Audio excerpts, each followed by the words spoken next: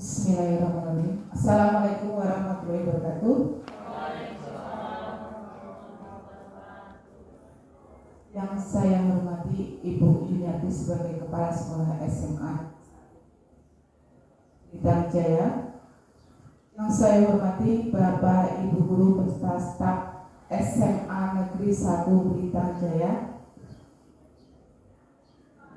Puji syukur kehadiran Allah Subhanahu wa Ta'ala, karena berkat dan rahmat-Nya kita dapat berkumpul di ruangan ini guna mengikuti acara diseminasi aksi nyata program guru pendidikan guru penggerak, yaitu budaya positif. Sholawat serta salam yang selalu kita nantikan syafaatnya kelak IED umur akhir. Amin. Di sini saya sebagai pembacara akan membacakan susunan acara pada kegiatan pada pagi hari ini. Yang pertama yaitu pembukaan, yang kedua menyanyikan lagu Indonesia Raya, yang ketiga sambutan kepala sekolah, yang keempat acara inti, dan yang kelima menutup. Marilah bersama-sama untuk membuka kegiatan pada pagi hari ini. Kita sama-sama melafazkan lafaz Bismillah. Bismillahirrahmanirrahim. Terima kasih. Untuk acara yang kedua, menyanyikan lagu wajib Indonesia Raya. Mohon untuk Bapak Ibu Guru diharapkan untuk berdiri.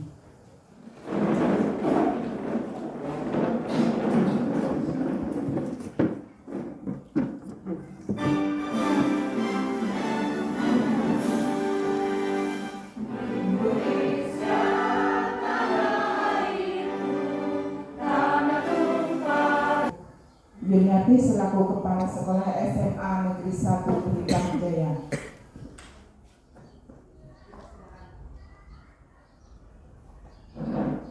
Bismillahirrahmanirrahim. Assalamualaikum warahmatullahi wabarakatuh.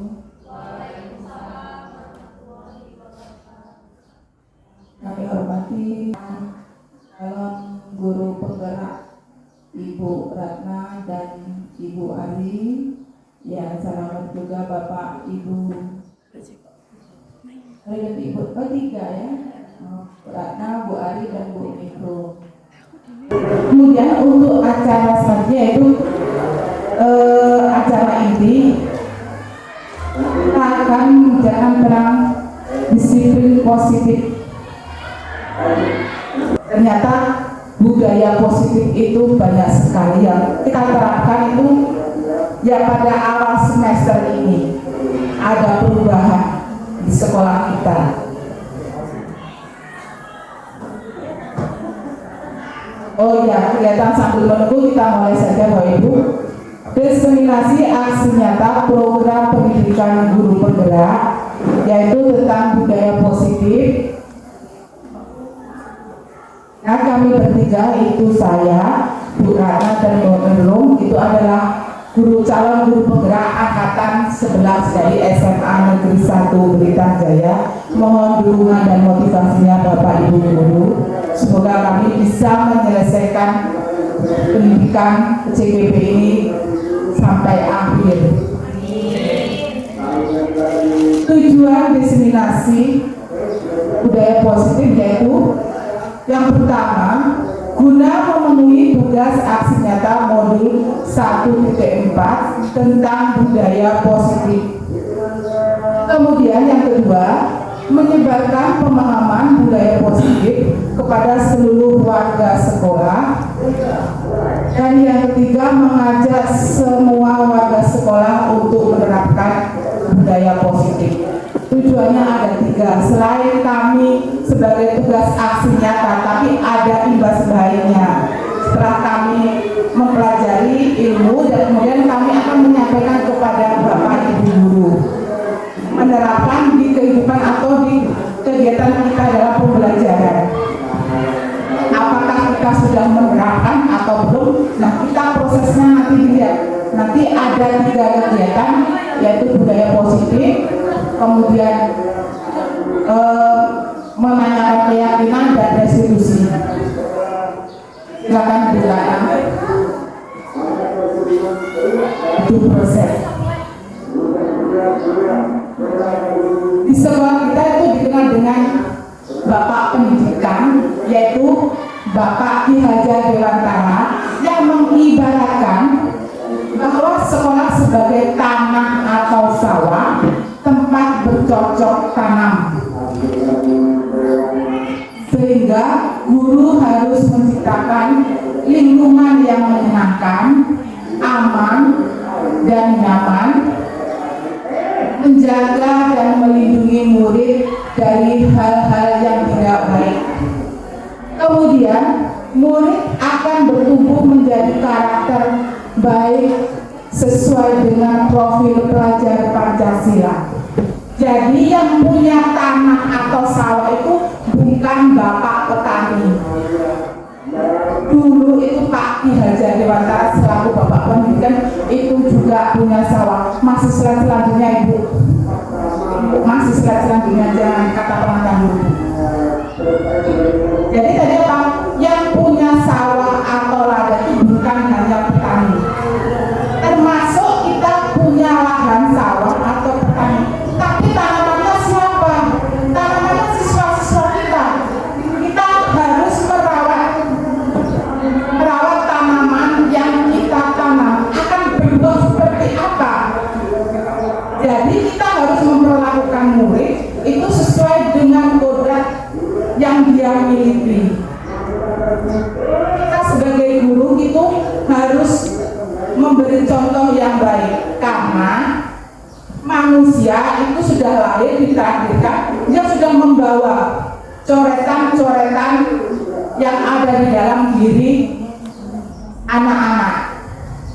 Jadi tugas guru itu menebalkan coretan yang baik dan mengurangi atau menipiskan coretan yang bersifat negatif.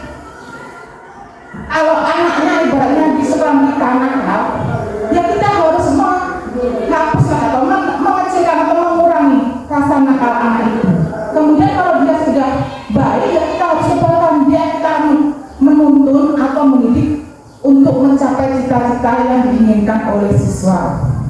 Jadi itulah yang dikatakan nanti output yang dikeluarkan sekolah itu baik sesuai dengan apa yang kita tanam. Jadi memupuknya atau merawatnya, kita menanam padi ya harus sesuai dengan padi. Jangan menanam padi merawatnya dengan proses menanam jagung, itu beda. Selanjutnya Ibu, karakter harus sesuai dengan profil pelajar Pancasila. Ada 6. Beriman, bertakwa kepada Tuhan Yang Maha Esa, dan berakhlak mulia, mandiri, bergotong royong, berbinekaan global, bernalar kritis, dan kreatif. Ada 6. Budaya positif adalah perwujudan dari nilai-nilai dan keyakinan universal yang diterapkan di sekolah. Jadi itu yang akan ditanamkan di sekolah kita, nilai-nilai dan keyakinan.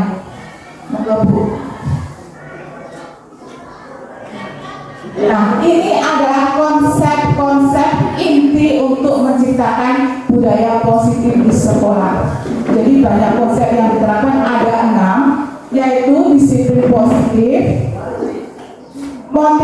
motivasi perilaku manusia, keyakinan kelas atau sekolah, kebutuhan dasar manusia, posisi kontrol seorang guru, dan segitiga restitusi. Dari konsep-konsep itu sebagian sudah kita terapkan di sekolah kita ya Bapak Ibu. Semoga selalu berkelanjutan karena butuh proses, dan segitiga restitusi itu banyak sekali manfaatnya.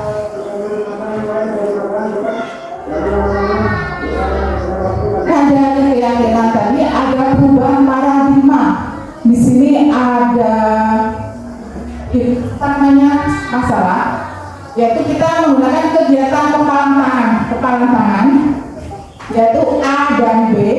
Di sini diberikan Bapak Ibu dari misalkan Bu Suwati dan Bu Asrani.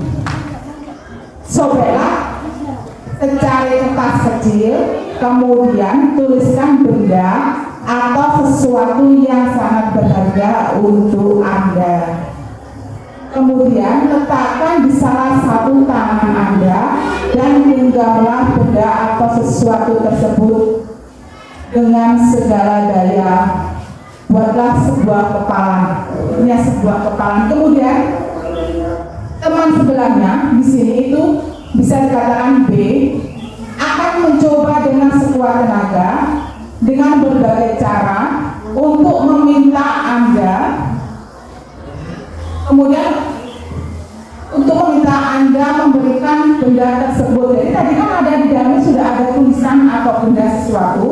Kemudian dengan cara bisa membujuk, mengancam, membagi, merayu, menyuap atau apa saja yang dapat membuka kepala tangan Anda. Silakan coba dibuka. Di situ ada kuliah. Yang teman A itu bisa bagaimana caranya untuk bisa membuka kepala, bisa mengasih iming-iming, hadiah atau dikritik. Silakan coba Bapak Ibu praktekkan. Oh, Suwati sama Bu Rani coba maju ke depan. Oh, yang Mas Dion.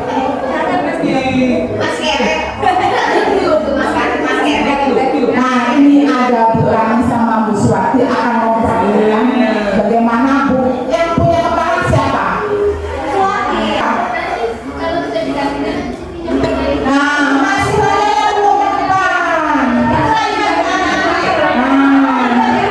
Oke, sudah ternyata Bu Rani sama Bu Suwati sudah masuk ke perubahan paradigma teori kontrol dan teori pilih dari tadi suatu kepala tangan. Nah, di sini ada ilusi kontrolnya. Yang pertama, ilusi guru mengontrol murid. Teori kontrol menyatakan bahwa semua perilaku memiliki tujuan, bahkan terhadap perilaku yang tidak disukai. Saat itu bentuk kontrol guru menjadi bentuk dasar yang dipilih murid, serta murid tersebut sedang mengizinkan dirinya untuk dikontrol. Untuk ilusi yang ketiga yaitu ilusi bahwa semua penguat positif efektif dan bermanfaat. Penguatan positif efektif dan bermanfaat adalah bentuk-bentuk kontrol.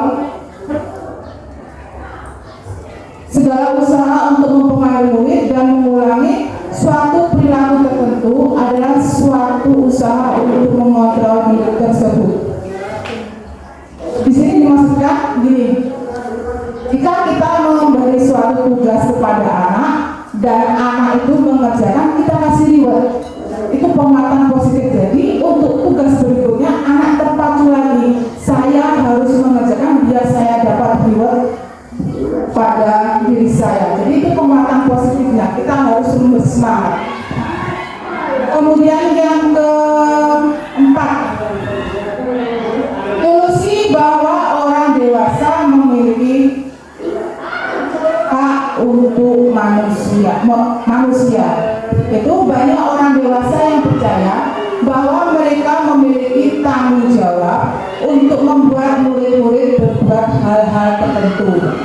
Apapun yang dilakukan dan diterima selama ada sebuah kemajuan berdasarkan sebuah pengukuran kinerja. Tapi kita harus menuntun. Seperti tadi apa yang dikatakan oleh Ki Hajar Dewantara, guru itu sifatnya menuntun. Jadi yang tadi menebakkan mana yang baik. Kalau mereka belum bisa, ya kita belajar pelan-pelan mendampinginya, walaupun nanti butuh proses, butuh waktu lama. Ada pembahasan dari Pak Hendra ini. Baik, Bu Ari dan kawan-kawan, apa istilahnya, minta waktunya sebentar terkait apa yang Bu Ari sampaikan di awal tadi. Coba dilihat lagi Bu, untuk yang pertama, yang ilusi-ilusi tadi. Dari mulai ilusi yang pertama. Nah, kalau kita lihat nih, ilusi guru mengontrol murid, ilusi bahwa kritik dan membuat orang merasa bersalah dapat menguatkan karakter, apalagi itu. Terus selanjutnya Bu, ilusi bahwa semua penguatan positif, efektif dan bermanfaat, ilusi bahwa orang dewasa memiliki hak untuk manusia. Nah, kalau kita lihat di situ diawali dengan ilusi. Bapak Ibu jangan istilahnya jangan menganggap bahwa apa yang tertera di 1 sampai 4 itu adalah hal yang harus kita lakukan. Ya, itu adalah apa istilahnya itu hanya jebakan saja Bapak Ibu. Lihat di situ ilusi bahwa semua penguatan positif, efektif dan bermanfaat. Nah, kalau kita memberikan penguatan positif, kita anggap efektif dan bermanfaat, ternyata tidak Bapak Ibu. Karena itu belum masuk ke disiplin positif. Atau juga ilusi bahwa orang dewasa memiliki hak untuk manusia. Nah, ini sama seperti yang sering kita lakukan di dalam kelas. Guru selalu memerintah seakan-akan berkuasa. Nah, itu nggak harus seperti itu Bapak Ibu. Itu tidak menghadirkan apa namanya menumbuhkan disiplin positif. Atau yang kedua tadi, coba yang kedua. Ilusi guru mengontrol murid, itu 100% kita mengontrol murid. Nah, itu tidak akan memunculkan disiplin positif, dan kritik dan membuat orang merasa bersalah, menguatkan karakter itu tidak. Bahkan memberikan hadiah atau pujian yang kita anggap efektif itu juga tidak. Nah, Bapak Ibu jangan terjebak dengan apa yang kita baca di depan ini. Ini hanya anggapan kita yang dulu, oh ternyata pujian itu kita anggap akan bisa menguatkan karakter, ternyata tidak. Kritikan juga tidak. Terus apalagi tadi yang kita kontrol sepenuhnya, ya sepenuhnya di kelas itu pokoknya kita harus A, kalau enggak A kamu nggak boleh seperti itu, ternyata juga tidak. Nah, Bapak Ibu jangan terjebak ya. Tuh ya Bu Ari ya. Jadi ini kan baru pengantar gitu ya. Jangan sampai kita misunderstanding begitu ya. Misunderstanding, oh ternyata pujian itu bisa menguatkan karakter. Ini tidak, karena diawali dengan kata ilusi. Ya, yang Bapak Ibu sering berikan hadiah nih. Nah, ayo bersih-bersih, nanti saya berikan es. Nah, itu termasuk hadiah. Itu belum menumbuhkan disiplin positif di dalam diri. Karena disiplin positif itu nggak akan peduli mau dihukum, mau diberi pujian, dia tetap akan melakukan. Yang dicontohkan sama Bu Warti tadi itu belum termasuk disiplin positif, karena masih ada rayuan, masih ada bujukan, masih ada apa istilahnya itu, namun dikasih apa, ini ancaman. Nah itu. Lalu disiplin positif tidak, siswa tidak disuruh pun dia bisa sendiri, begitu ya, mau sukarela itu melakukan itu semua. Jadi itu tambahannya. Terima kasih. Terima kasih Pak Edi atas penguatannya. Sekarang lanjut ke perubahan paradigma stimulus respon atau teori kontrol, yaitu bisakah kita mengontrol seseorang. Sini ada stimulus respon yang poin 1 itu kita mencoba mengubah orang agar berpandangan sama dengan kita. Kita mencoba mengubah orang agar berpandangan sama dengan kita. Kemudian responnya atau teori kontrolnya, kita berusaha memahami pandangan orang lain. Karena apa? Karena pandangan kita dengan orang itu beda. Jadi kita mengontrol dengan apa? Cuma memahami, oh ternyata yang dilakukan misalnya di kita itu kayak gitu. Ya. Jadi pandangan kita dengan, misalnya pandangan saya dengan kita itu berbeda. Makanya cuma memahami, oh benar kayak gini, makanya beliau harus melakukan tindakan yang seperti ini kepada anaknya. Yang kedua yaitu perilaku buruk dilihat sebagai suatu kesalahan, yaitu teori kontrolnya semua perilaku memiliki tujuan. Jadi misalkan anak-anak itu melakukan kesalahan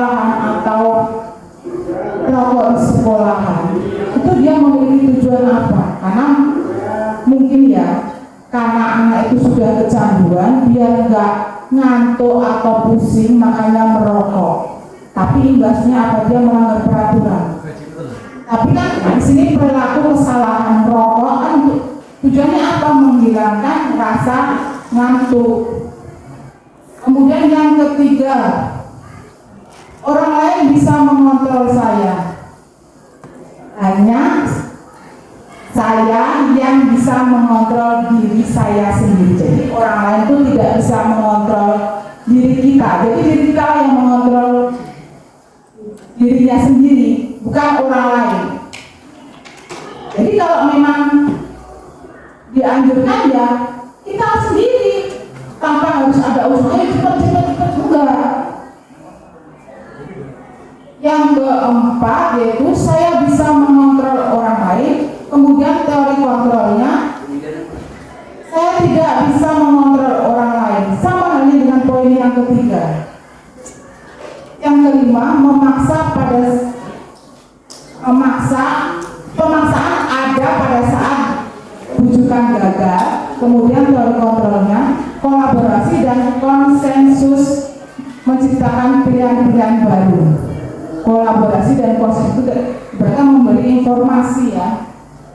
Dan yang keenam, model berpikir menang atau kalah. Dan yang teori kontrolnya, model berpikir menang-menang. Kalau buka slide-nya Bu Ratna. Nah, ini adalah makna kata disiplin. Berasal dari bahasa Latin disiplina yang artinya belajar. Yang kedua, disiplin diri membuat orang menggali potensi menuju sebuah tujuan apa yang dia hargai. Misalkan yang ini, yang poin kedua. Kalau anaknya tadi suruh masuk jam 7:15, berarti otomatis lebih awal lagi. Dia menghargai apa? Menghargai badan dia. Kalau dengan mereka begadang terus, otomatis anak tersebut akan terlambat dan badan akan merasa capek atau kurang enak badan. Tapi dengan keteraturan, dengan kedisiplinan, otomatis akan membawa kebaikan bagi diri anak tersebut. Bukan diri anak, kita sendiri juga akan mengalaminya.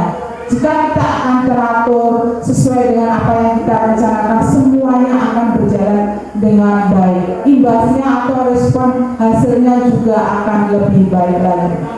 Kemudian yang kedua, namun dalam budaya kita, makna kata disiplin telah berubah menjadi sesuatu yang dilakukan seseorang pada orang lain untuk mendapat kepatuhan.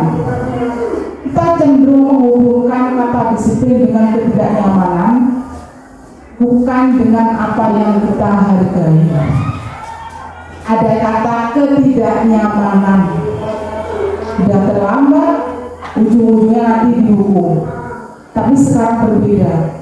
Hukuman yang dulu belum mengenal kata disiplin dan konsekuensi, itu siswa yang terlambat suruh nuntun motor sampai ke parkiran dan mereka melewati 3 lapangan.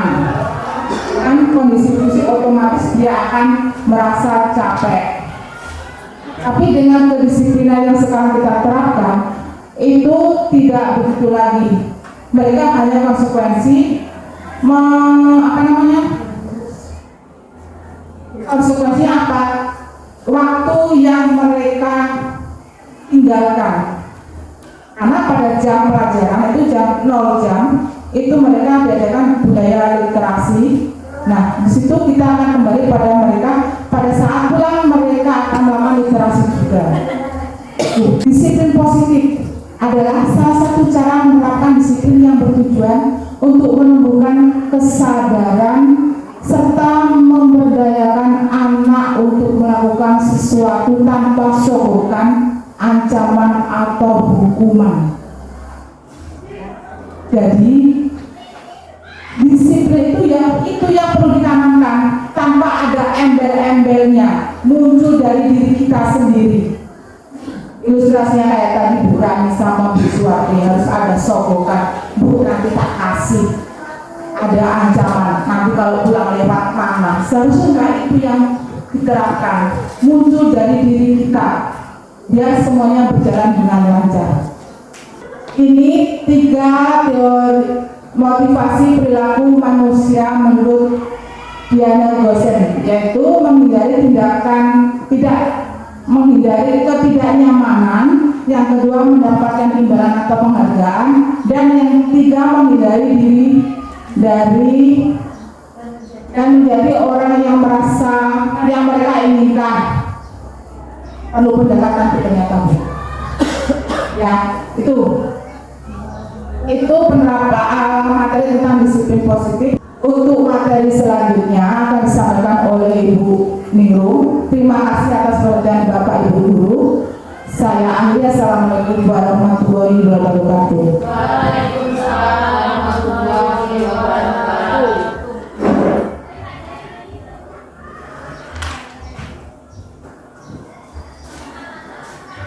Bapak Ibu Ari, terima kasih atas waktunya. Baiklah Ibu, Bapak, di sini saya akan melanjutkan materi dari lanjutan Bu Ari yang tadi menjelaskan tentang disiplin positif, yang itu tadi mengatakan bahwa jangan memperdayakan untuk melakukan sesuatu tanpa sorotan, acapan maupun hukuman. Nah, di bagian materi yang saya akan jelaskan yaitu hukuman face konsekuensi. Tapi sebelum melanjutkan, mari kita ice breaking terlebih dahulu agar lebih semangat dan tidak mengantuk. Dimohon untuk Bapak Ibu Guru untuk berdiri. Di sini saya akan memberikan contoh terlebih dahulu ya.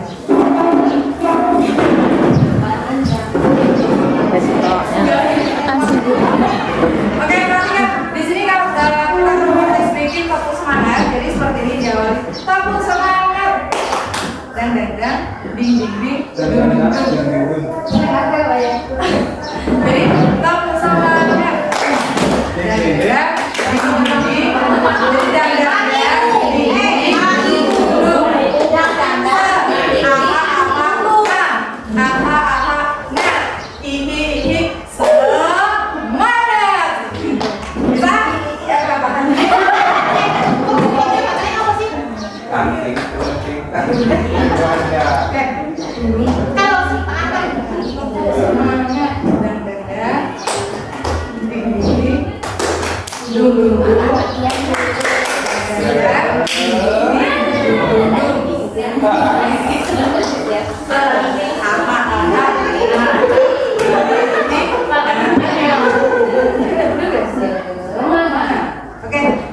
Boleh bantuan dengan gerakan? Bareng-bareng.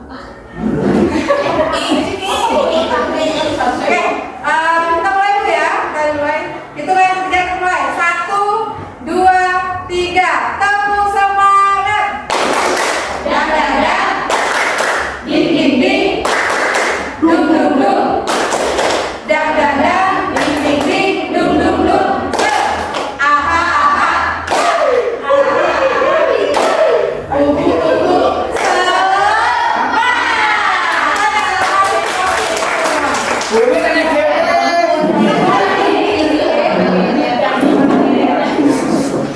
Baiklah Ibu, kami ucapkan terima kasih. Kita lanjut ke hukuman, konsekuensi, dan restitusi. Oke, di sini saya akan menampilkan tabel, ya kelihatan. Tabel tentang identitas gagal dan identitas sukses. Kalau identitas gagal itu adalah hukuman, sedangkan identitas sukses itu adalah budaya disiplin yang disampaikan oleh Bu Ari tadi, yaitu ada konsekuensi dan ada restitusi. Nah, sebelum masuk ke materi, kira-kira Bapak Ibu tahu nggak apa arti dari hukuman, konsekuensi dan restitusi? Kira-kira di sini ada yang tahu nggak apa itu hukuman? Sesuatu yang diterima setelah orang itu melakukan satu kesalahan. Ya, benar sekali. Kalau contohnya seperti apa sih Pak kalau hukuman itu? Hukuman kalau secara hukum formal seperti orang nggak bawa helm mungkin kena sanksi ya. Itu budaya. Ya maksudnya dalam lingkup sekolah aja, kalau dalam kelas misal apa? Kalau hukuman Kalau misalnya di dalam satu mata pelajaran dia tidak mengerjakan tugas, dikasih hukuman berdiri, kakinya angkat satu itu bisa masuk kategori. Ya, benar sekali, itu namanya adalah hukum fisik ya Pak.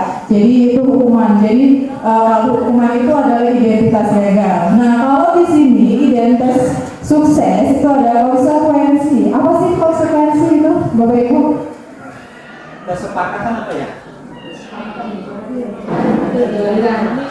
Kesepakatan yang sudah dilanggar. Contohnya apa Bu Mujia?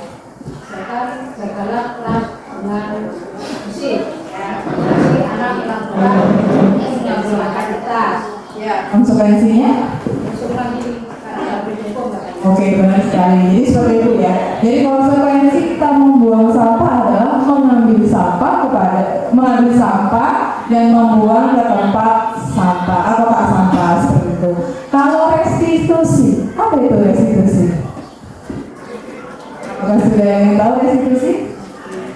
Oke, begini. Kalau restitusi itu adalah kita berkolaborasi dengan siswa, ya. Jadi guru dan siswa itu berkolaborasi untuk memecahkan masalah dari apa yang siswa buat. Nah, contoh di sini adalah sesuatu yang menyakiti harus terjadi. Contohnya tadi yang dikatakan Pak Sugiarto, ketika tidak mengerjakan tugas, dia harus mengangkat satu kaki. Nah, itu tidak boleh, itu namanya identitas gagal. Terus kalau konsekuensi, sesuatu yang harus terjadi, contohnya tadi adalah ketika membuang sampah sembarangan, maka siswa tersebut harus mengambil sampah lalu dibuang ke kotak sampah. Nah, restitusi di sini adalah situasi merupakan pilihan, benar? Restitusi merupakan pilihan. Jadi yang dikatakan pilihan adalah di sini kita berkolaborasi dengan siswa bagaimana cara memecahkan masalah dari apa yang sudah terjadi. Contoh, misal kayak tadi membuang sampah, yang membuang sampah sembarangan, kita berkolaborasi. Bagaimana sih caranya agar siswa tersebut tidak membuang sampah sembarangan? Nah, dari situ guru dan siswa berkolaborasi untuk melakukan perbaikan untuk kedepannya. Gitu. Jadi bagaimana caranya siswa tidak membuang sampah sembarangan? Oke, Bu Rana, selanjutnya. Di sini tadi sebelum masuk ke definisi saya sudah bertanya dulu apa itu hukuman, apa itu konsekuensi, apa itu restitusi. Jadi hukuman itu adalah tidak terencana, bersifat satu arah, bisa berupa hukuman fisik, psikis, atau kata-kata kasar. Nah, biasanya sebelum kita mengenal budaya positif atau disiplin positif, sebenarnya kita ketika ada siswa yang salah, kita langsung otomatis emosi dan ataupun menghukum siswa tersebut. Contoh di dalam kelas, ketika anak terlambat, langsung kamu push up 15 kali. Itu yang dikatakan hukuman satu arah, ya, yang tidak terencana. Yang kedua adalah konsekuensi, adalah bersifat terencana yang sudah disepakati. Bentuk-bentuk konsekuensi dibuat oleh pihak guru. Nah, jadi konsekuensinya misal kayak siswa yang terlambat yang sudah kita jalankan, ketika siswa terlambat datang, maka konsekuensinya adalah menggantikan jam yang terlambat itu di setelah pulang sekolah sesuai dengan waktu keterlambatan. Nah, di situ diisi dengan seperti membuat kayak literasi, ya. Jadi dari literasi itu, setelah literasi, apa hasil dia membaca yang sudah maksudnya ketika dia membaca dari teks tersebut, apa makna dari teks tersebut, dan siswa akan menjelaskan di depan kelas. Itu sudah diprogramkan oleh guru. Yang selanjutnya adalah restitusi, adalah proses menciptakan kondisi bagi murid untuk memperbaiki kesalahan mereka sehingga mereka bisa kembali pada kelompok mereka dengan karakter yang lebih kuat. Nah, jadi Maksud dari restitusi di sini adalah kita mengembalikan kondisi anak ke asalnya. Jadi kadang anak itu terpengaruh oleh lingkungan. Ya, kalau lingkungan dia baik, maka dia akan bersikap baik. Jika lingkungan mereka itu adalah orang-orang yang ibaratnya suka main game, maka dia akan terpengaruh dengan suka main game. Nah, jadi caranya untuk restitusi itu adalah bagaimana kita berkolaborasi dengan anak agar anak tersebut kembali menjadi lebih baik dan karakternya lebih kuat agar tidak kembali agar tidak terjadi atau mengulang kembali kesalahan yang sama. Oke, di sini ada suatu permasalahan, mohon diperhatikan Bapak Ibu. Di sini ada konsekuensi tes hukum, ya. Jadi sudah dijelaskan apa itu konsekuensi, apa itu hukum. Nah, di permasalahan pertama, mencatat 100 kali di dalam buku. Saya tidak akan terlambat lagi karena terlambat datang sekolah. Karena terlambat datang sekolah, murid disuruh menuliskan kalimat tersebut. Nah, dari permasalahan yang pertama, kira-kira ini termasuk konsekuensi atau hukuman? Hukuman, oke. Yang selanjutnya, membersihkan coretan yang dibuatnya di meja tulis. Ini termasuk konsekuensi atau hukuman? Konsekuensi, ya, benar sekali. Yang ketiga adalah membersihkan WC karena merusak pensil teman. Ini termasuk hukuman atau konsekuensi? Hukuman, iya, benar sekali. Yang keempat adalah menggantikan kertas tugas yang telah dicoret-coret. Ini konsekuensi atau hukuman? Konsekuensi. Oke, bagaimana Bapak Ibu untuk perbedaan konsekuensi dan hukuman sudah paham? Ya, oke, terima kasih. Kita lanjut ke materinya. Ini kebanyakan siswa yang ada di sekolah itu selalu rata-rata mengharapkan penghargaan atau hadiah yang sering kita temui di dalam kelas. Jadi dihukum oleh penghargaan. Contoh, pengaruh jangka panjang dan jangka pendek. Yang kedua, penghargaan itu tidak efektif. Ya, jadi di dalam kelas itu akan menumbuhkan rasa bagaimana caranya saya harus selalu di atas. Ya, dia tidak akan menghargai orang lain. Pokoknya apapun caranya saya harus melakukan agar saya mendapatkan sebuah hadiah. Yang ketiga adalah penghargaan merusak hubungan. Yang selanjutnya adalah penghargaan mengurangi kualitas. Nah, maksud dari mengurangi kualitas adalah sekarang contoh nih Bapak Ibu di dalam sekolah kita sendiri. Ketika mengerjakan ulangan harian, walaupun handphone itu sudah dikumpul, banyak cara sekali anak-anak untuk bisa ngetek. Ya, bisa jadi ditulis di tangan. Ada yang menyebutkan jawaban di dasi. Terus ada juga icak-icaknya titik, nggak tahu di dalam bentuk titik itu ada jawaban. Itu yang dikatakan mengurangi kualitas. Penghargaan mematikan kreativitas, benar sekali. Mematikan kreativitas di sini contohnya sekarang kan kita punya sumber banyak, bisa harusnya kan kita menggunakan ATM, ya kan? Amati, tiru, modifikasi. Kalau sekarang enggak, itu jawaban misalkan contoh kayak matematika, kayak fisika, bahkan mata pelajaran lain. Anak kalau sudah mendapat jawaban dari Google, dia udah copy paste selesai. Dia tidak akan memahami apa jawaban yang dari di dalam Google tersebut. Selanjutnya penghargaan merusak motivasi dari dalam. Benar apa enggak Ibu? Benar kan ya? Di sini penghargaan merusak motivasi. Jadi motivasi yang dari awal tidak motivasi dari dalam, pokoknya saya harus menjadi baik dan cita-cita saya harus tercapai. Karena ada imbalan, maka motivasi itu akan tertutup karena dia mendapatkan imbalan atau penghargaan. Oke, selanjutnya gimana? Oke, di sini kita akan masuk ke dalam keyakinan kelas.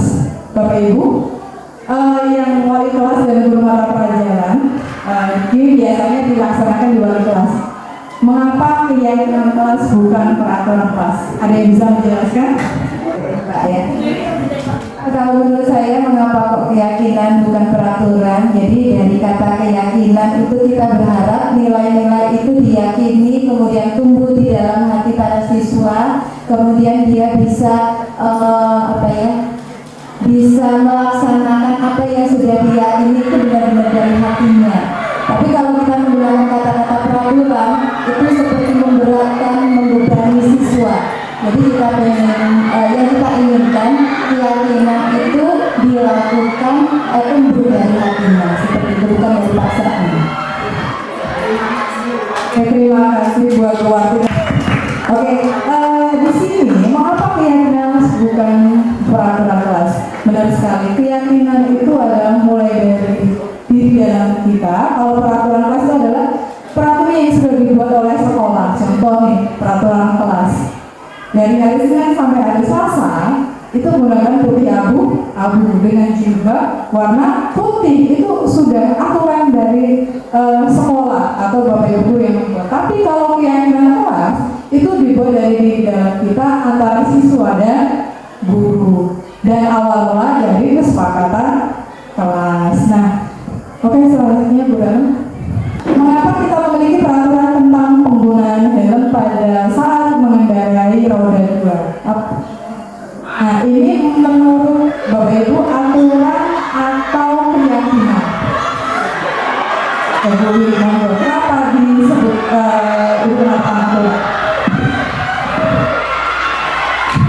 Ya, itu menurut saya aturan karena itu merupakan ketetapan yang sudah ditetapkan oleh misalnya kepolisian yang harus dipakai oleh setiap pengendara supaya atau demi keamanan pengendara itu sendiri, sehingga setiap pengendara itu diwajibkan memakai helm demi keamanan. Nah, itu makanya tergolong peraturan ya.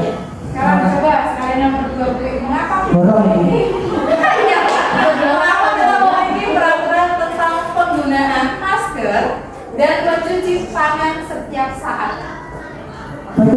Mengapa kita memiliki peraturan tentang penggunaan masker dan mencuci? Di setiap saat itu aturan atau keyakinan?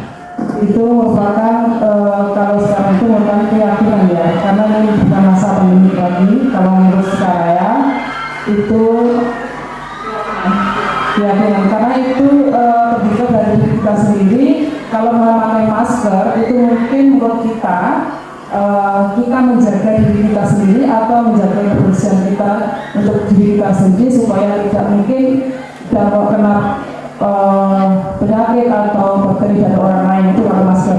Kemudian kalau setiap cuci tangan itu juga tergantung dari kita sendiri, keyakinan dari kita sendiri untuk menjaga kebersihan untuk diri kita sendiri. Jadi menurut saya itu merupakan keyakinan. Terima kasih. Ya, terima kasih kepada Bu ya. Jadi di sini untuk yang pertama itu adalah aturan, ya, aturan dimana ketika menaiki roda 2 itu aturan menjaga keselamatan diri kita.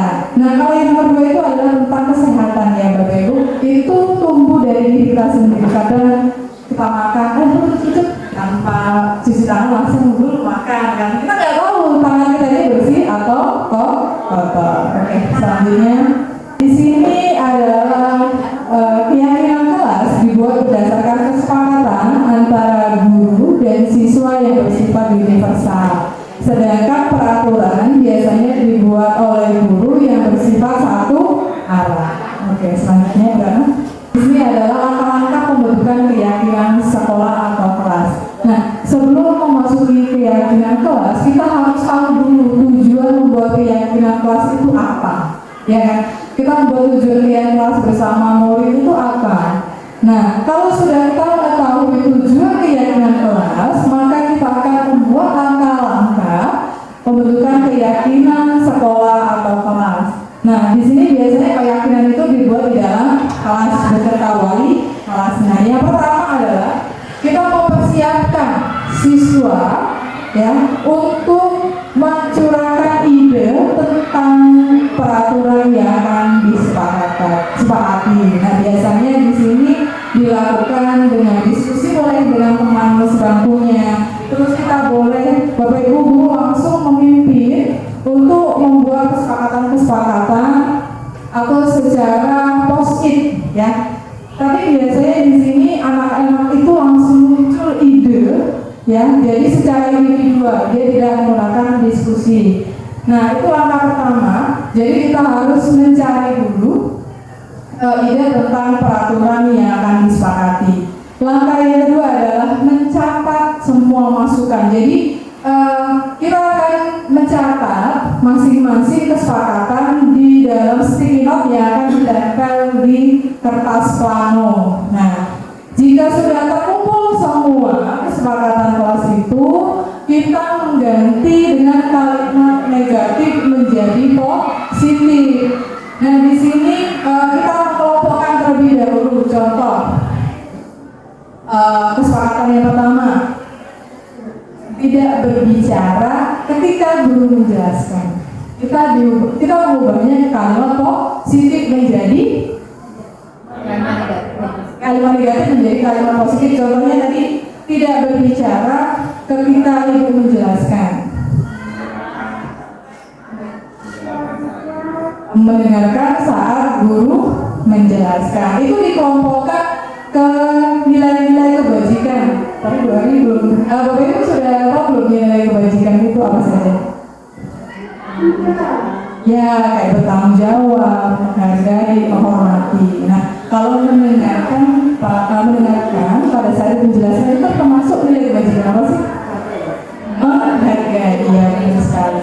Jadi setelah kita mengelompokkan kesepakatan tadi, kita mengganti kalimat negatif menjadi kalimat positif. Nah selanjutnya, tinjau kembali curahan pendapat yang terkumpul dan susun menjadi keyakinan kelas. Nah, menyusun keyakinan kelas di sini adalah tadi Bu, dari kalimat positif kita ubah menjadi nilai-nilai kebajikan. Oke, selanjutnya adalah tinjau ulang keyakinan kelas yang sudah tersusun. Biasanya di sini 3 sampai 7 keyakinan kelas. Kalau Bapak Ibu yang sudah wali kelas mungkin sudah paham mana yang dikatakan 3 atau 7 keyakinan.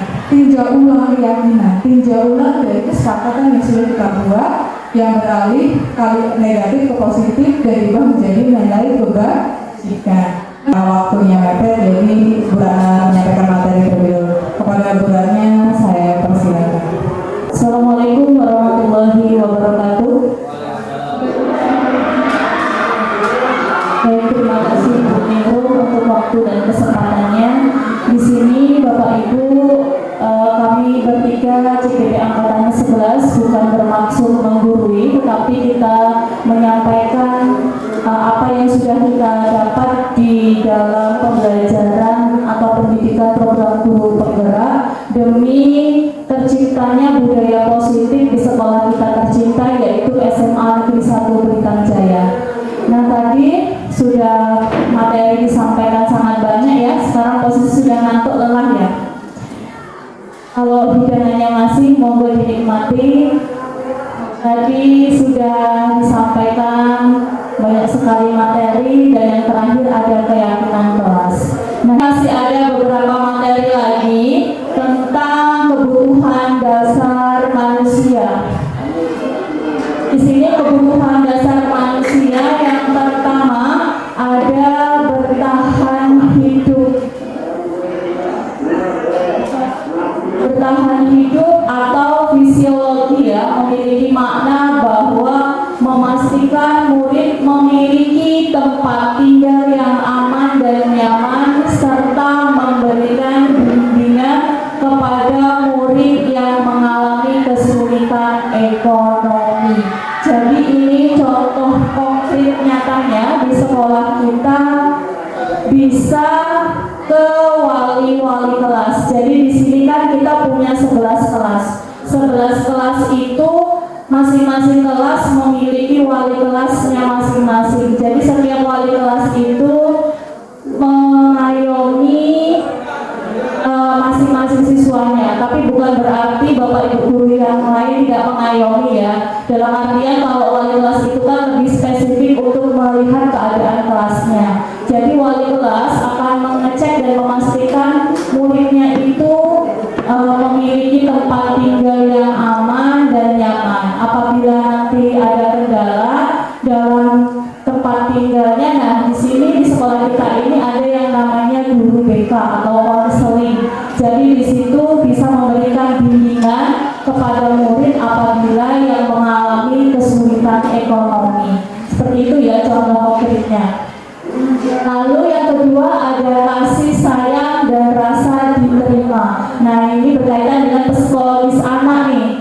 Jadi seorang guru itu harus menciptakan suasana kelas yang hangat dan penuh kasih sayang, membangun hubungan yang positif dengan murid, serta memberikan apresiasi kepada murid atas apa yang dicapainya.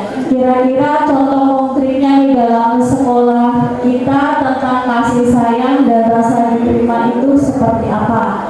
Kalau saya ambil Bu Erni, coba. Ya, kasih sayang.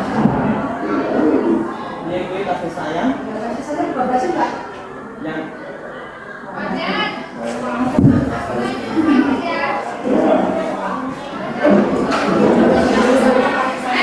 Menurut pendapat saya, Bu, untuk kasih sayang di dalam kelas ya,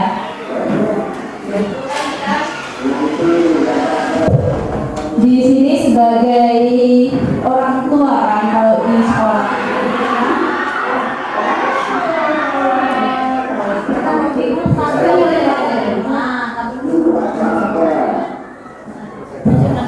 Kita memberikan kasih sayang yang seperti orang tua di rumah yang memberikan kasih sayang kepada anaknya sendiri. Jadi kita menganggap anak murid kita di sekolah itu seperti anak kita sendiri. Jadi tidak ada perbedaan antara yang satu dengan yang lain, karena suatu murid itu memiliki perilaku dan karakternya masing-masing.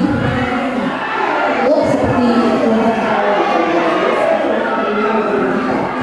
Baik, terima kasih ya Bu Erni, luar biasa. Jadi kita sebagai seorang guru ini harus memastikan kasih sayang dan rasa diterima dari seorang murid. Kita tidak boleh membedakan. Sebagai seorang guru, jangan hanya cuman sayang dengan siswa yang pintar, jangan hanya sayang kepada siswa yang rajin, tetapi apapun karakter dari seorang murid kita harus diterima dengan lapang dada dan kita harus siap membimbingnya, sehingga nanti kita di situ bisa membangun suatu hubungan yang positif dengan seluruh murid dan memberikan apresiasi kepada murid kita.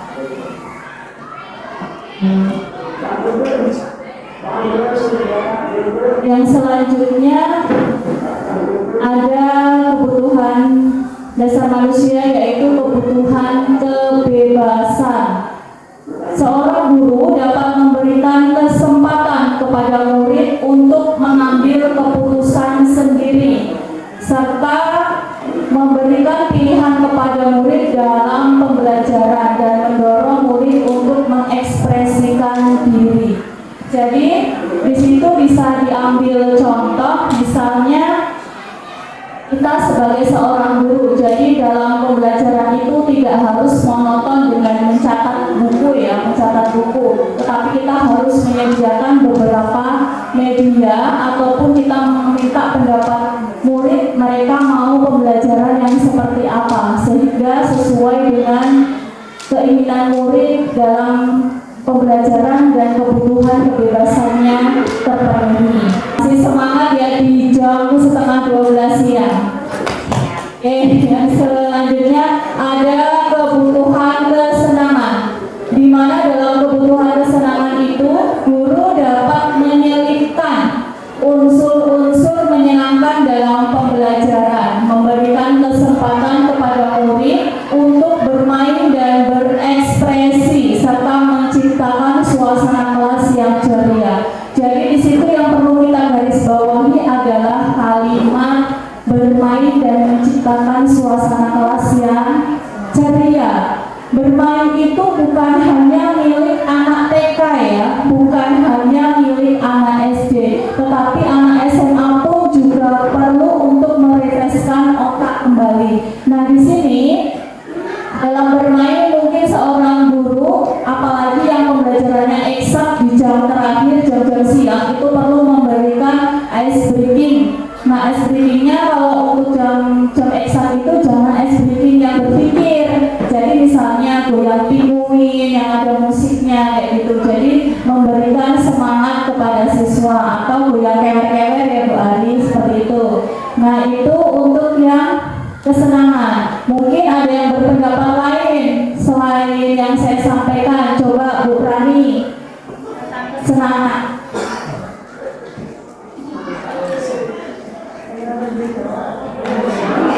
Baiklah, di sini siswa juga membutuhkan kebutuhan kesenangan ya.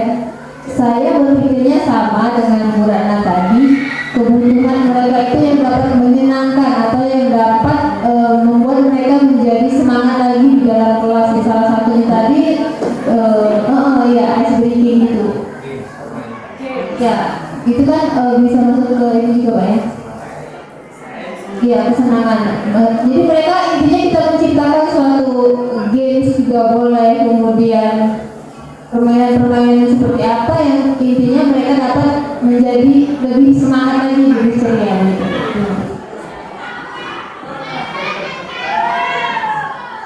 Oke, terima kasih ya Bu Rani. Luar biasa. Tadi selain ice breaking ada juga game. Jadi sesekali itu pemberian ice breaking atau game coba dari siswanya yang ikut. Jadi tidak harus guru, tidak harus seorang guru yang memberikan ice breakingnya. Jadi bisa siswanya nanti siapa punya ide apa gitu kan. Nah itu nanti diberikan supaya siswa itu nalar kritisnya muncul sehingga bisa memimpin teman-temannya dan menciptakan suasana kelas yang ceria dan kondusif sebelum pembelajaran dimulai. Nah di sini saya memiliki pertanyaan pemantik nih sesuai dengan sekolah kita ya, Indra Prasta. Ibu Dewi, guru wali kelas 12 MIPA di SMA Indra Prasta, sedang bingung menghadapi ulah salah satu murid di kelasnya yaitu Bambang. Bambang ya. Beberapa anak di kelas 12 telah datang padanya dan mengeluhkan bahwa Bambang yang sering meminta bekal makan siang mereka dengan paksa. Jika Anda menghadapi situasi seperti Ibu Dewi, apa yang akan Anda lakukan? Nah ini ada dua pertanyaan. Jika kita di posisi Bu Dewi, maka apa yang akan dilakukan? Nah di sini saya kira-kira apa ya? Minta pendapatnya untuk Bu Meli. Monggo Bu. Tampok Mel.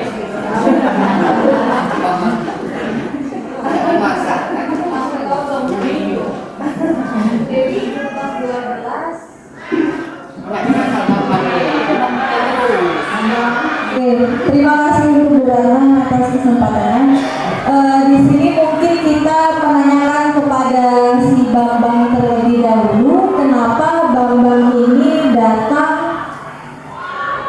sering meminta bekal makan siang dengan paksa terhadap teman-temannya. Mungkin ada alasan di balik Bambang memaksa teman-temannya untuk memakan bekal temannya tersebut. Mungkin alasannya tidak membawa uang, kemudian tidak sempat orang tuanya memberikan bekal. Siapa tahu juga dia anak yatim piatu, nggak ada yang masakkan. Mungkin seperti itu, Bu Rana.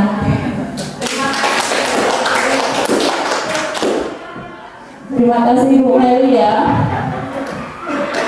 Jadi di sini kasus Bambang ini tadi sesuai dengan 5 dasar kebutuhan manusia ya. Tadi Bu Meli menyebutkan siapa tahu Bambang tidak dikasih sangu, siapa tahu tidak dibekali oleh orang tuanya, dan siapa tahu Bambang ini anak yatim. Jadi yang pertama kalau kita melihat jawaban Bu Meli bahwa Bambang ini bisa saja kurang kasih sayang lalu bertahan hidup.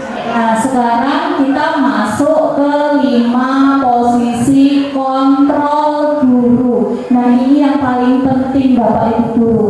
Kita selama jadi guru dari awal mulai kita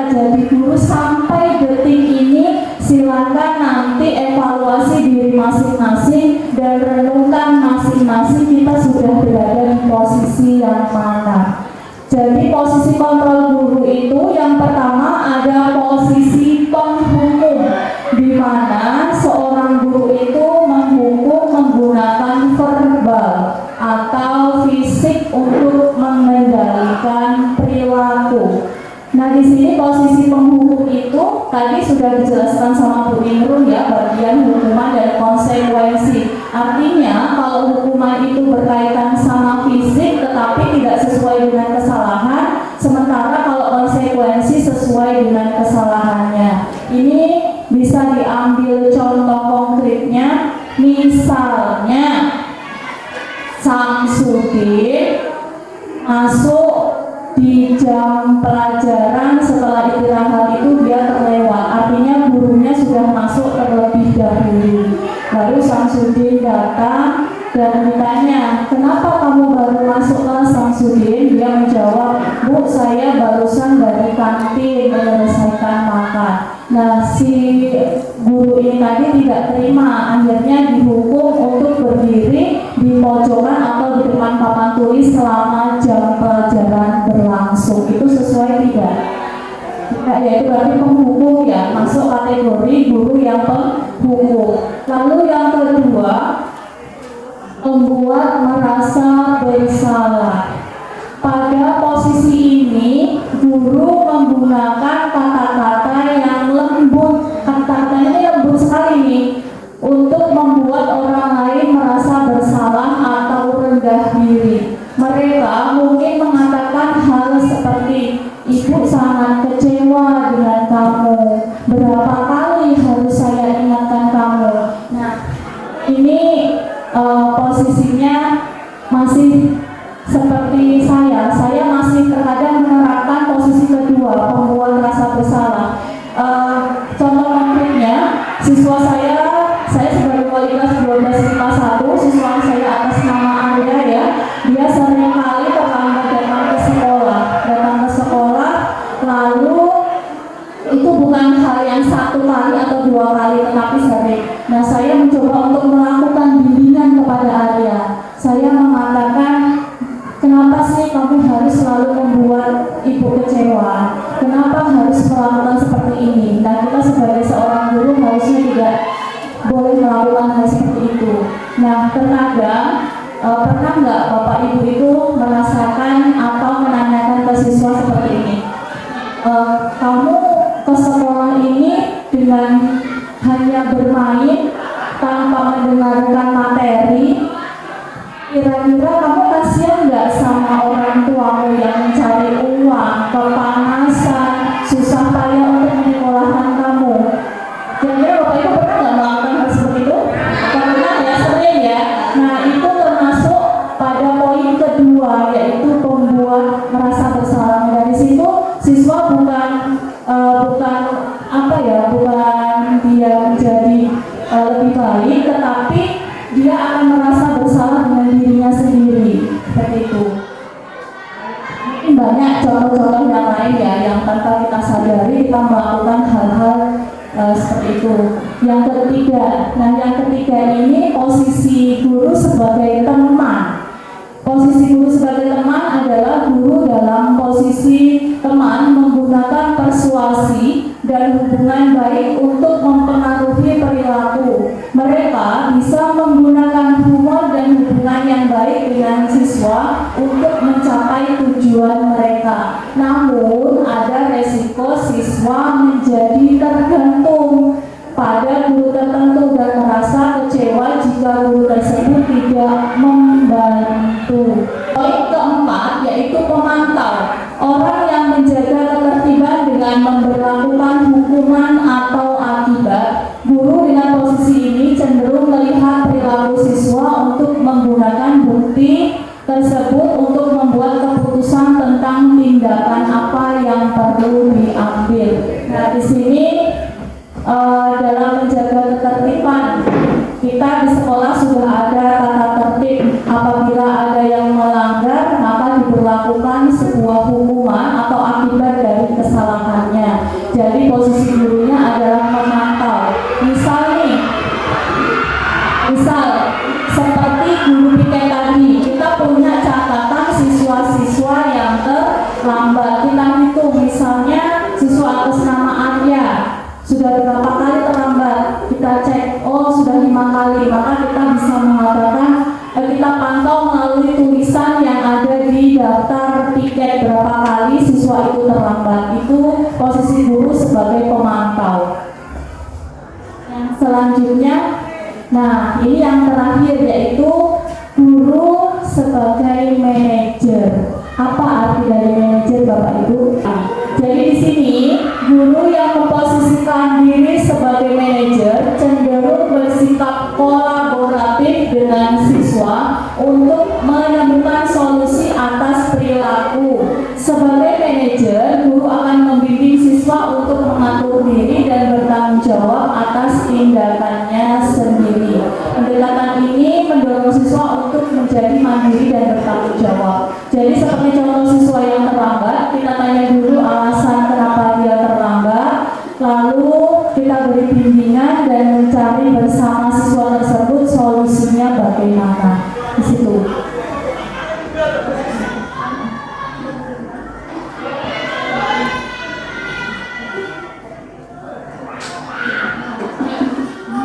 Oke Bapak Ibu, tadi saya sudah menyampaikan 5 posisi kontrol. Yang pertama ada apa tadi? Menghukum. Yang kedua, memberi rasa bersalah. Yang ketiga, teman. Yang keempat, pemantau. Yang terakhir, manajer. Monggo Bapak Ibu disaksikan video ini, silahkan dilihat.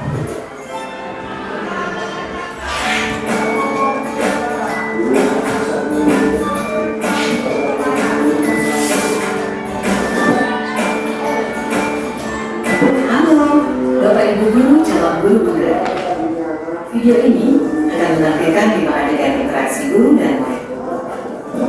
Silakan menonton dan merefleksikannya.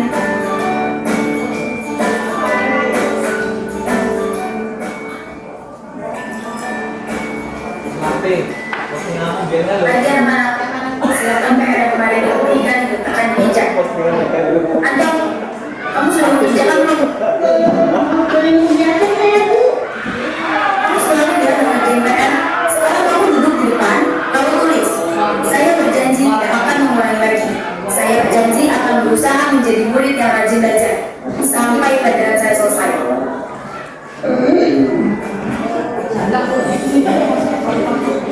Oke, itu tadi adegan pertama.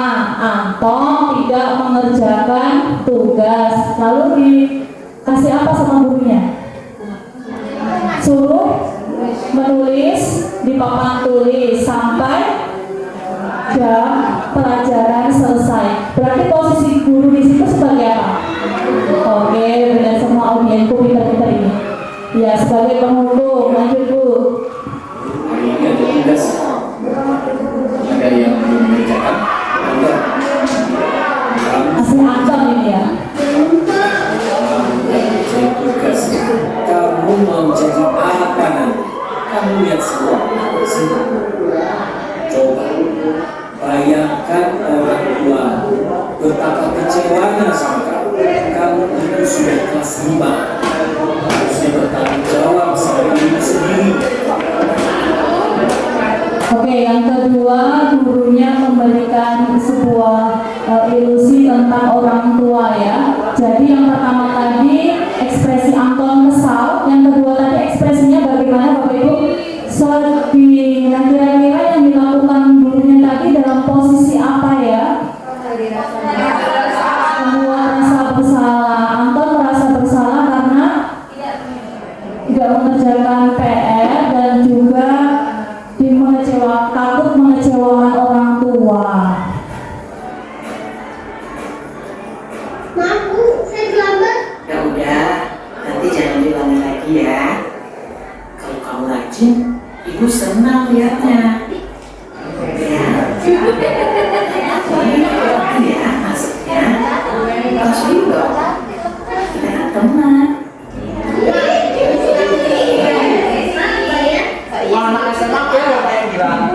Oke, yang ketiga tadi apa ekspresi Anton? Senang. Kenapa? Ada kadang gini. apa ekspresinya? Iya, ngece, senang karena merasa bahwa gurunya itu adalah teman dan melindungi. Jadi tadi diajak tos ya, merasa sebagai teman. Jadi besok-besok boleh nih ini terlambat atau tidak mengerjakan tugas. Kamu kok nggak pakai baju olahraga? Bapak Budi ini. Kamu sudah 3 kali loh nggak ikut olahraga bulan ini. Ya Pak, sudah 3 kali berarti saya dapat sanksi Pak. Nah, yang keempat, ekspresi Anton apa? Iya, menyadari bahwa dia memang sudah 3 kali tidak ikut olahraga. Jadi di situ posisi gurunya sebagai pemantau, memiliki catatan terkait dengan berapa kali Anton mengikuti kegiatan olahraga. Ini Bu, saya mengumpulkan tugas. Maaf ya Bu, saya terlambat mengumpulkan tugas. Kenapa kamu terlambat mengumpulkan tugas? Iya Bu, saya kalau sore bangun ibu jaga warung. Besok kan mengumpulkan tugas. Kira-kira nih, apa yang bisa kamu perbaiki supaya kamu bisa mengerjakan tugas tepat waktu? Coba, kapan biasanya kamu membantu ibu jualan? Kadang sampai malam Bu. Bagaimana kalau kamu membuat jadwal? Kapan kamu akan mengerjakan tugas? Oh gitu ya Bu. Ya, coba deh Bu, terima kasih Bu. Iya, terima kasih Bu. Nah, yang terakhir posisi gurunya sebagai apa? Manajer. Iya, jadi manajer itu enak ya Bu Pina. Ekspresi Anton bagaimana? Senang, dia semangat. Tapi kesalahannya Anton adalah datang terlambat. Tetapi ditanya alasannya apa, dia katanya membantu orang tuanya berjualan. Lalu solusinya apa tadi dari gurunya?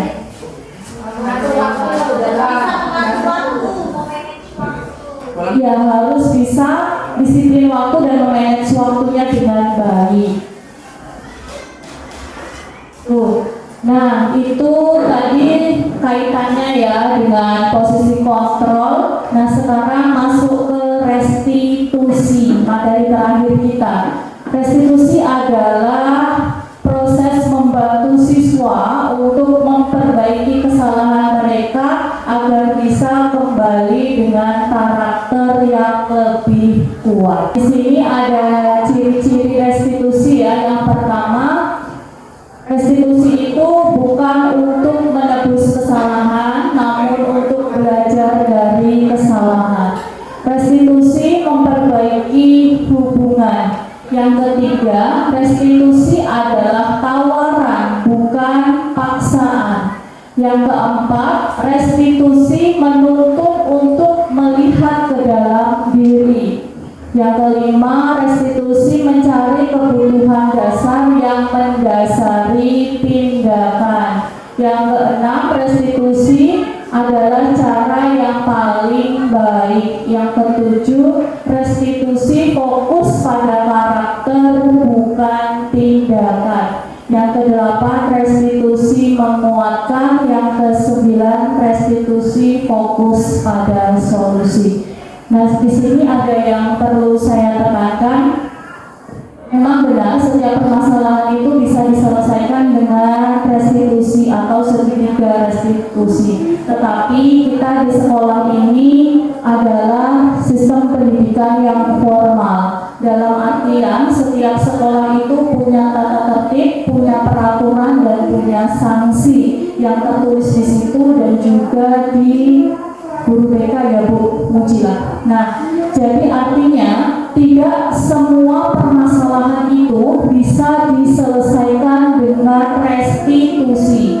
Restitusi atau segitiga restitusi itu hanya digunakan untuk menyelesaikan masalah yang ringan, tidak digunakan untuk menyelesaikan masalah yang berat. Saya ambil contoh.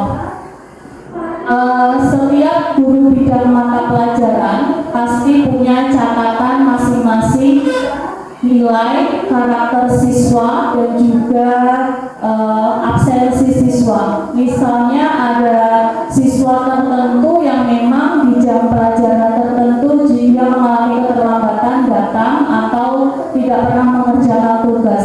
Nah, itu masing-masing guru mapel boleh melakukan kegiatan restitusi dengan siswa yang bersangkutan terkait dengan kesalahannya.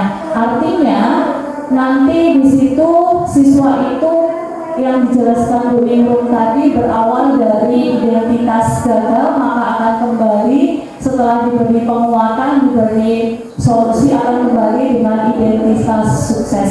Nah, seperti contoh misalnya siswa yang terlambat lebih dari 3 kali, artinya walaupun kita memberikan konsekuensi dengan literasi, siswa itu tidak akan jera. Artinya itu harus larinya ke tata tertib sekolah yang memiliki sanksi. Jadi harus dipanggil oleh konseling dan ditanya alasannya lebih lanjut dan dijelaskan sanksinya seperti apa. Karena ketika sudah diberikan konsekuensi dengan literasi yang bermacam-macam, ternyata siswa itu masih saja terlambat, tidak ada perubahan. Dan juga hal-hal yang berat seperti merokok, terus misalnya berantem yang sampai penyakit tilawah, itu bisa diselesaikan dengan peraturan atau tata tertib sekolah yang nanti larinya ke sanksi, bukan lagi ke restitusi. Jadi restitusi hanya untuk masalah-masalah yang ringan. Nah, di sini ada langkah-langkah dalam kegiatan segitiga restitusi. Yang pertama, menstabilkan identitas. Misalnya tadi siswa yang tidur di saat jam pelajaran, misalnya pelajaran matematika. Nah, saya selaku guru matematika bisa mengambil siswa dan menstabilkan identitasnya. Artinya saya di situ akan mengubah identitas anak dari orang yang gagal, dari dia yang tidur tadi, menjadi orang yang sukses. Nah, saya bisa mengajukan beberapa pertanyaan nih, seperti setiap orang pasti pernah melakukan kesalahan. Artinya tidur tadi salah atau benar Bapak Ibu? Salah. Nah, kita menstabilkannya dengan setiap orang pasti pernah melakukan kesalahan, dan kamu bukan satu-satunya yang pernah melakukan ini. Nah, lalu setelah menstabilkan identitas, yang kedua ada validasi tindakan yang salah atau validasi kebutuhan. Jadi kita harus memahami kebutuhan dasar apa yang mendasari setiap tindakan. Tadi kan sudah ada kebutuhan dasar manusia. Kira-kira kalau dia tidur tadi, kebutuhan apa yang belum terpenuhi?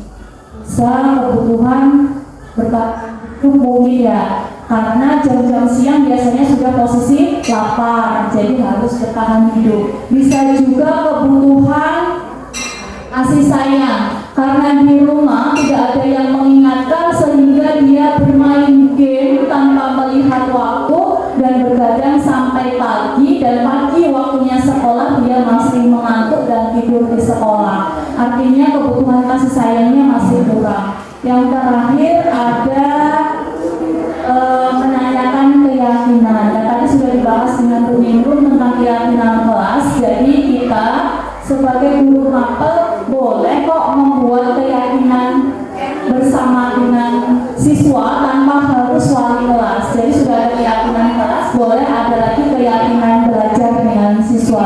Kita tanya nih, kira-kira kalau tidur keyakinan apa yang sudah dilanggar? Apa boleh? Keyakinan apa kalau siswa tidur? Disiplin ya? Ya, disiplin dan tanggung jawab ya. Harusnya tanggung jawabnya mengikuti pelajaran dengan baik, tetapi dia diisi dengan tidur. Nah, itu tadi serangkaian pemaparan tentang budaya positif.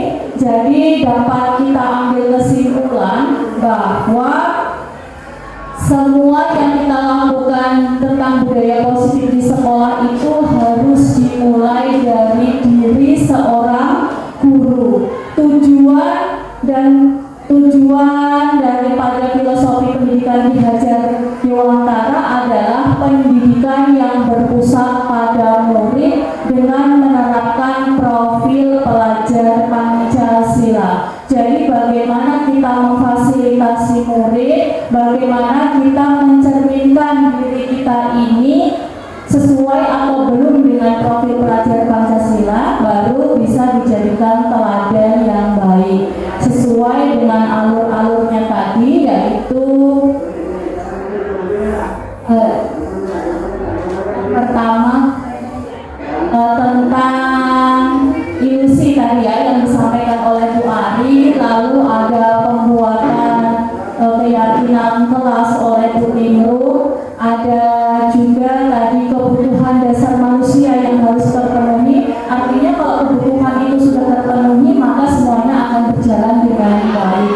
Lalu yang terakhir adalah segitiga restitusi. Bagaimana kita menyelesaikan masalah dengan segitiga restitusi. Tapi di situ yang digarisbawahi adalah masalah-masalah yang ringan. Apabila nanti kita menemui masalah yang berat, maka kita warga sekolah akan berkolaborasi sesuai dengan peraturan sekolah dan sanksi yang telah dibuat. Terima kasih. Ini tadi acaranya sudah sampai akhir.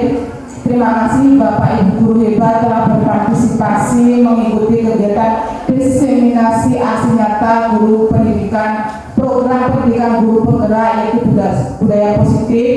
Semoga pemaparan dari kami bertiga memberi manfaat kepada Bapak Ibu guru dan untuk memajukan keseimbangan kita, walaupun kita habis sedikit tapi akan memberi semangat. Ibarat seperti sayur tanpa garam, dengan sedikit garam kita bisa mengasini seluruh sayur yang ada di satu kuali. Sedikit tapi lebih bermakna. Mudah-mudahan bisa mengimbaskan ke Bapak Ibu guru hebat yang belum bisa hadir pada hari ini. Sekian dari saya. Bila ada salah kata atau perbuatan yang menyinggung Bapak Ibu guru, saya mohon maaf. Kepada Allah saya mohon ampun. Saya akhiri. Assalamualaikum warahmatullahi wabarakatuh.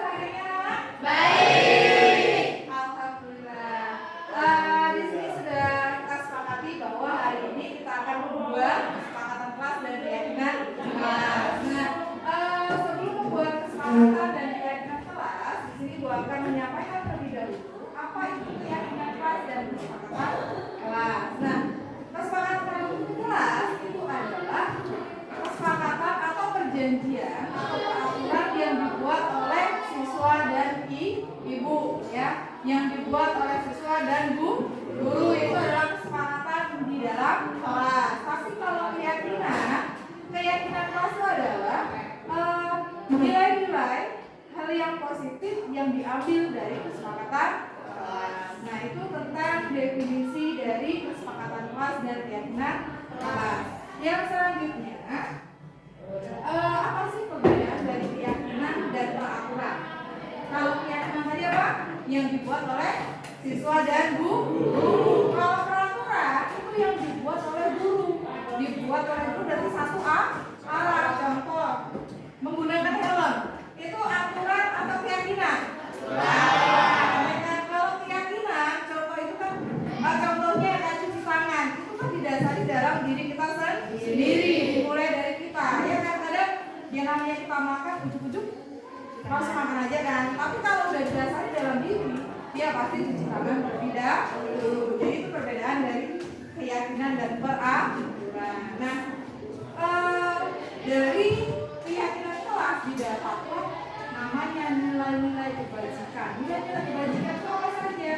Ada yang namanya saling menghargai, bertanggung jawab, disiplin dan lain-lain. Itu namanya nilai-nilai kebajikan. Nah, karena ibu sudah menyampaikan dari kesepakatan kelas, keyakinan kelas, peraturan, dan nilai-nilai kebajikan, sekarang waktunya kita membuat kesepakatan. Nah, kesepakatan itu bisa dilakukan dengan cara berdiskusi meja, boleh juga dengan cara individu. Nah, biar lebih enak kita berdiskusi dengan satu meja masing-masing. Itu akan memberikan sedikit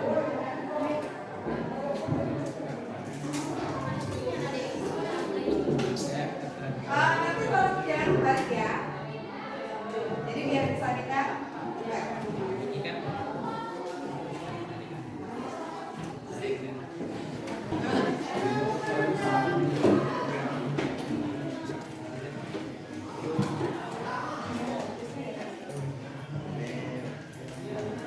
baiklah, silakan ditulis apa yang akan menjadi kesepakatan kalian. Silakan diskusikan dengan teman satu mejanya. Jika sudah, silakan didaftarkan di bagian kesepakatan kelas. Oke, silakan ditulis.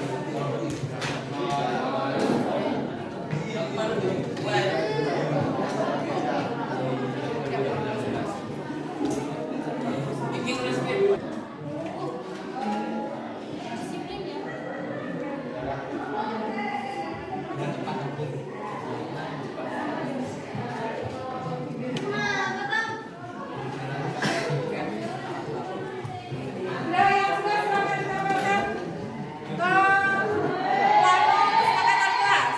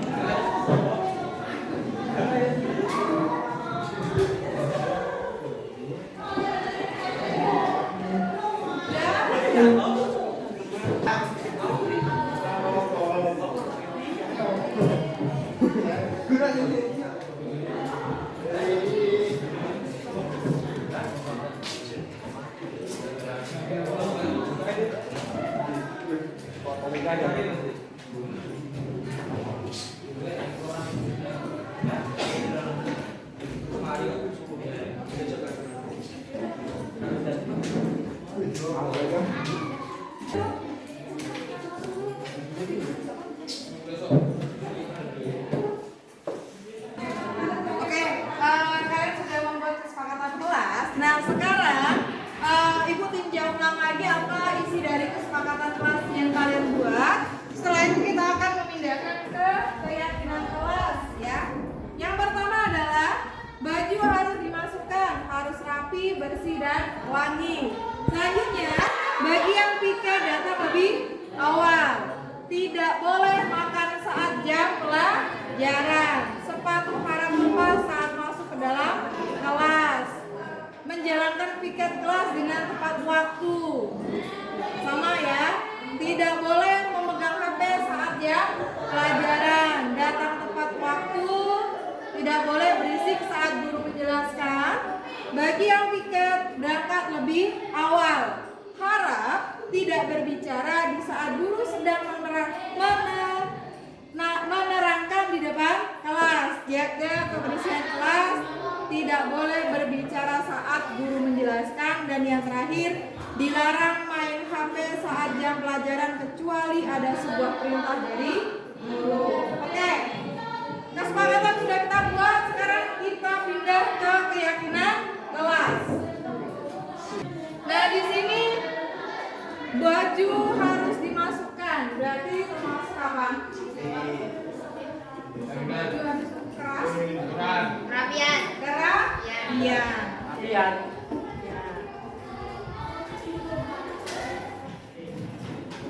Oke. Bagi yang piket datang lebih awal. Bertanggung jawab atau disiplin? Bertanggung jawab.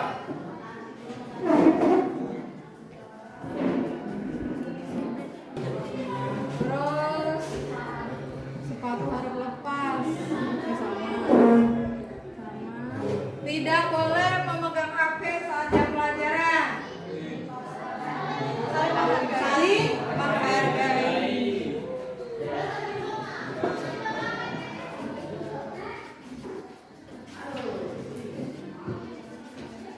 Oke.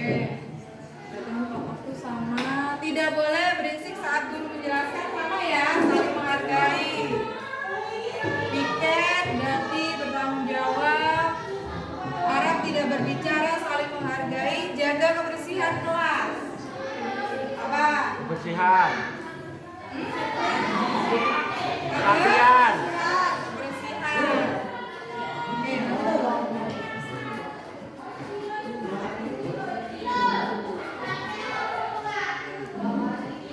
Tidak boleh berbicara, saling menghargai, dilarang main HP, juga saling menghargai. Nah, ini sudah didapatlah 4 keyakinan kelas. Nah, sekarang silakan Ibu minta aja salah satu dari kalian untuk mengelompokkan di bagian kerapian, bertanggung jawab, saling menghargai, dan kebersihan. Ibu minta tolong Putri, silakan maju ke depan. Silakan tempelkan per kelompok.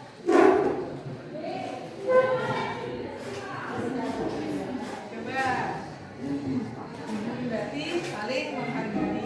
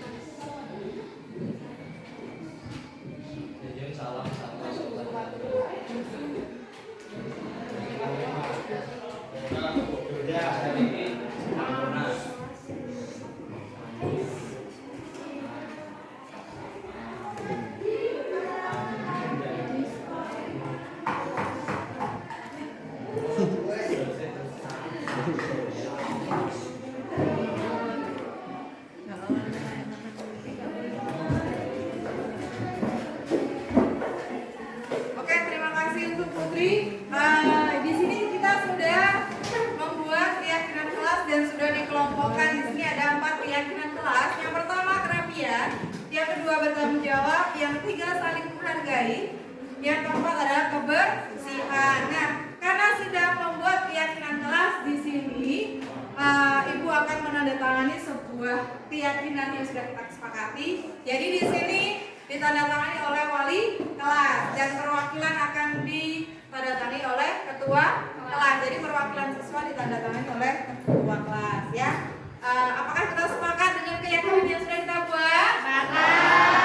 Karena kita sepakat, maka disahkan oleh wali kelas dan ketua kelas.